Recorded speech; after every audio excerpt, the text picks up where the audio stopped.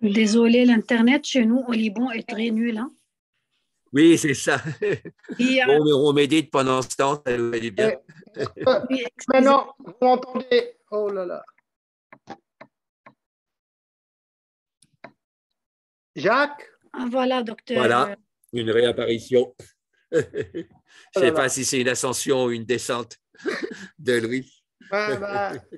C'est toujours le problème. Disparu dans le ciel et tu redescends Et qu'est-ce que pour le je bénéfice de fais tes dans fidèles. mon absence? Oui, on avait commencé à une petite méditation, mais termine hein, sur ton thème, on a le temps de toute façon. Ah, vous voulez que je termine? OK.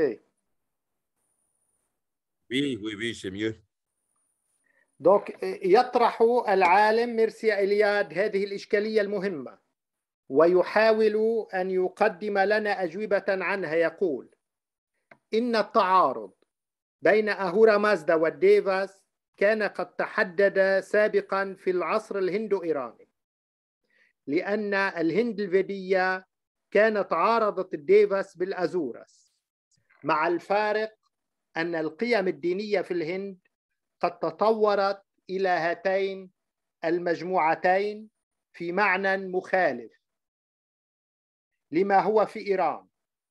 الديفاس أصبحوا الآلهة الحقيقيين بانتصارهم على الطبقة من الآلهة الأكثر قدما الأزورس الذين اعتبروا كائنات شيطانية، وإن ثمة عملية مماثلة قد حصلت في إيران ولكن في الاتجاه المعاكس.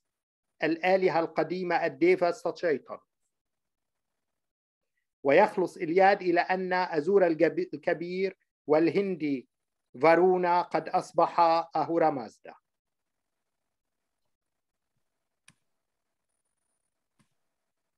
ولا يختلف عرض إلياد في الحقيقة لا شكلا ولا مضمونا عما قاله سابقه العلامة مولر. فإلى ماذا نستطيع أن نخلص بنتيجة كل ذلك؟ واضح أن الحركة التي سارت في اتجاه في الهند قد سارت تحديدا في الاتجاه المعاكس في إيران، ولكن تبقى الحركة نفسها هي الأهم بالنسبة لنا، ألا وهي سقوط الآلهة لتصير شياطين. أليس هذا ما نراه تحديدا في الديانات الإبراهيمية، مع فارق بسيط يجعل من الآلهة المذكورين مجرد ملائكة؟ الديفاس في إيران تشيطنت، وقبلها في الهند لقيت الأزورس المصير عينا. أوليس هذا تحديدا ما حصل لإبليس الملاك الذي أبى وتكبر فسقط ليصير شيطانا؟ هنا تبدو حكاية الشيطان في نصوص التقاليد اليهودية المسيحية جوديو-كريتيان، وفي القرآن من بعدها مستوحاة ومأخوذة من الأفستا. أما مصدرها الأول فريق فيدا وسائر النصوص الفيدية الهندية، ليعود دور الزرادشتية كهمزة وصل وجسر عبور بين أديان الشرقين الأقصى والأوسط، ويشهد المزيد من البروز والأهمية. إذن هذه الحركة التي نجدها في الكتاب المقدس في التقليدين المسيحي واليهودي كما نجدها في القرآن، أي سقوط الملائكة لتصير شياطين، نجدها في الأساس في ريغفيدا وثم في الزرادشتية، وكأن الزرادشتية هي كانت جسر العبور من ريغفيدا حيث الأذورس والأهورا تصير شياطين، كانت جسر عبور إلى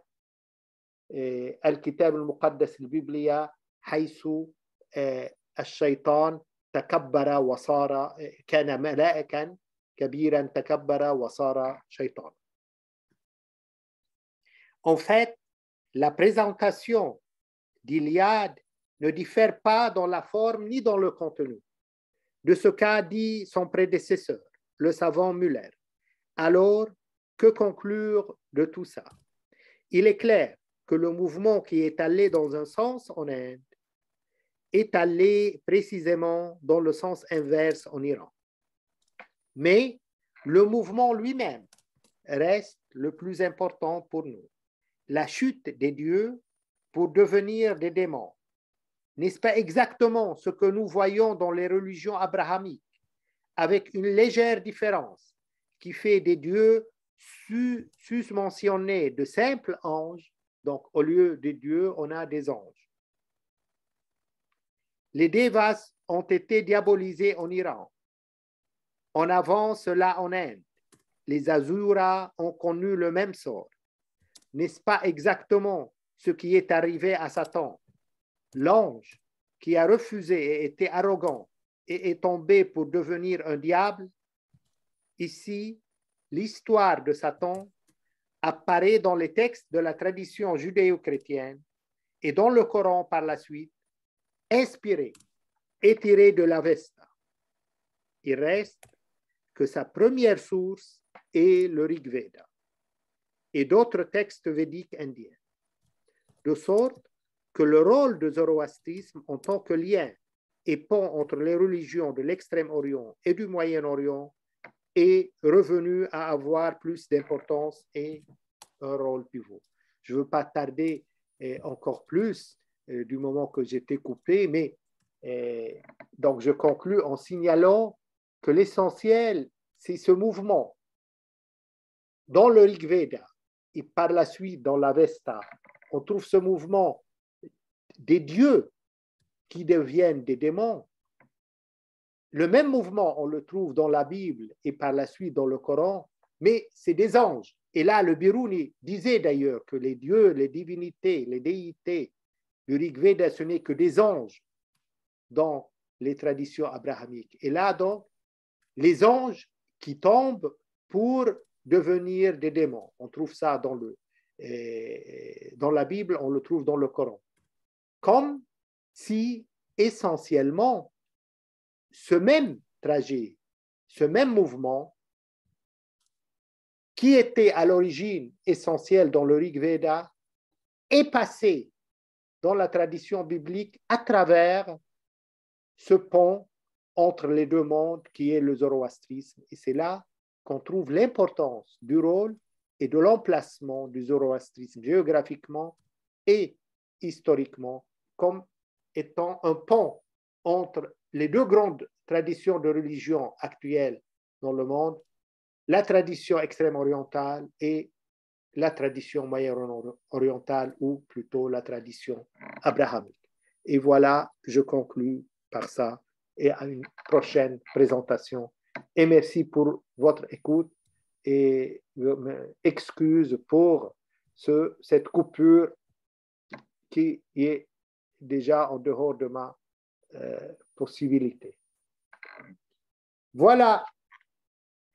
Donc, docteur Jacques Vigne, je ne sais pas si on aura un temps, mais l'essentiel, c'est que l'ordre cosmique, donc on voit et l'importance, Rita et Rait, Rita et Artha, donc c'est les mêmes racines, et toi qui insistes beaucoup sur les racines des mots, on trouve les racines du même mot dans trois catégories de langues, donc le sanskrit ancien, c'est-à-dire la langue védique, dans la langue de l'Avesta et dans la langue anglaise. Qu'est-ce que vous en pensez?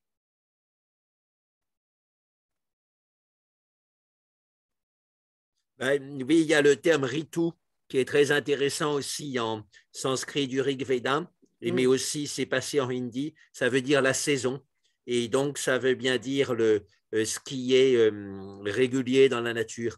Et le terme rituel vient de là aussi.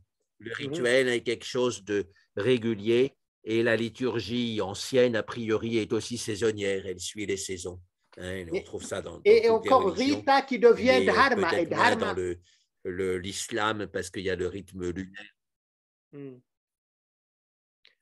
Et Rita qui devient Dharma. Oui, et Dharma, c'est la base de l'hindouisme et du bouddhisme en même temps. C'est le Dhamma dans le Pali de Bouddha et c'est le Dharma dans le sanskrit upanishadique.